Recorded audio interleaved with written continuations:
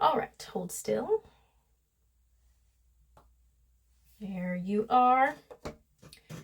Chester Gillette, how can I help you today?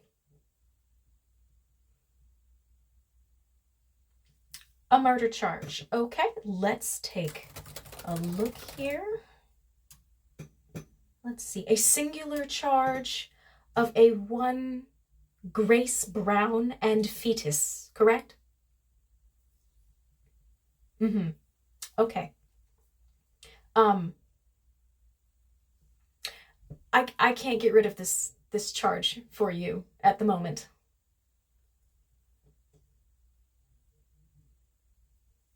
Well, I understand that you think that it shouldn't be here, and yet here it is. I'm looking right at it.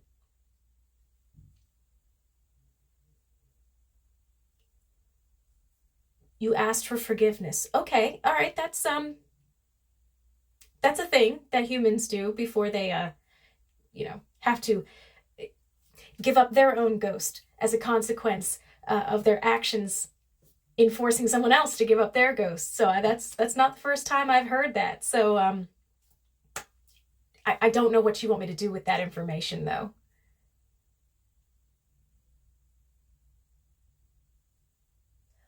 Well, it's obviously here because you obviously didn't actually mean what you were, asking for. You didn't actually genuinely want forgiveness. You simply wanted to avoid the consequences of your actions.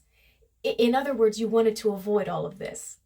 And you thought that asking for forgiveness was going to be your get out of hell free card, which so many of you find out far too late that that's not how that works.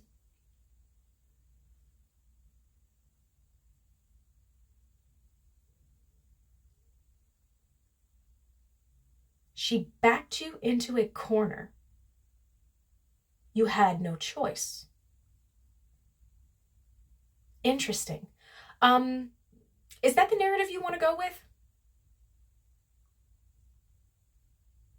The truth. You're sure.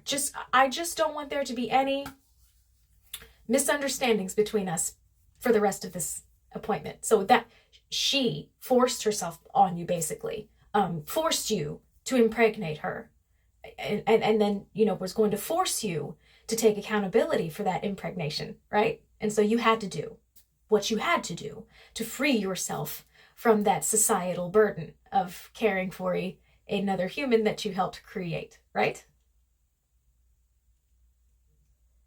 Okay, well, with that being said, give me 1 second.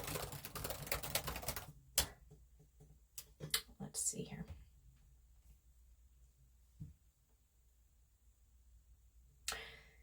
The problem with your story that you're feeding me at the moment is that it's in stark contrast with Grace's own words and her own mental state at the time before you decided to end her life. Granted, society as it was during your time was not kind to unwed mothers, and unfortunately, the taking of one's own life seemed to be the better option in some cases, rather than caring for the woman, caring for the child, making the man, accountable for his actions. But the most damning thing about this for you is one of many excerpts from one of many of Grace's letters to you.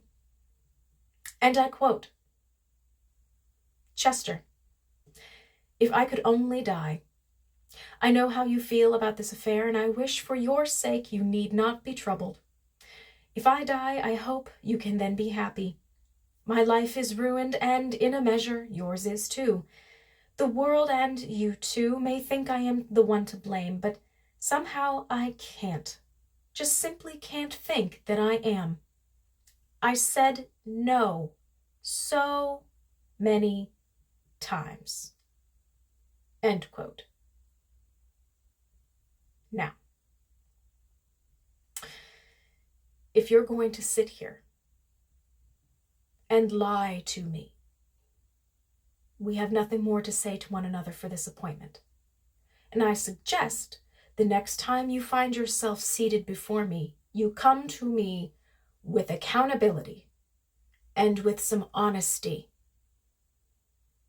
Do you understand me? Good. Scram.